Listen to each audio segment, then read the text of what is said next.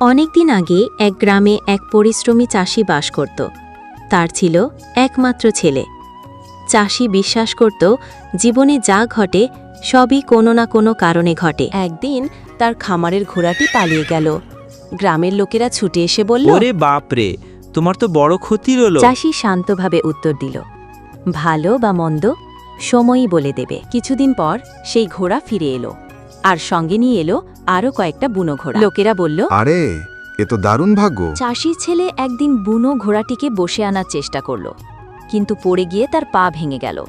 গ্রামবাসীরা বলল, হায় হায়, সর্বনাশ হয়ে গেল। চাষি শান্তভাবে উত্তর দিল, ভালো বা মন্দ সময়ই বলে দেবে। এরপর দেশে যুদ্ধ শুরু হলো। সব যুবকদের যুদ্ধে নিয়ে যাওয়া হলো, কিন্তু চাষির ছেলে পা ভাঙা বলে তাকে নেওয়া হলো না। সে বাবার কাছে থেকে গেল। গ্রামবাসী এবার বলল, আহা, এ তো আশীর্বাদ ছিল। চাষি শুধু হাসল আর বলল, ভালো বা মন্দ সময়ই বলে দেয়। এই গল্প থেকে আমরা শিখি, জীবনে যা ঘটে তাৎক্ষণিকভাবে ভালো বা মন্দ বলা যায় না। ধৈর্য ধরতে হয়, সময়ই সত্যি প্রমাণ করে।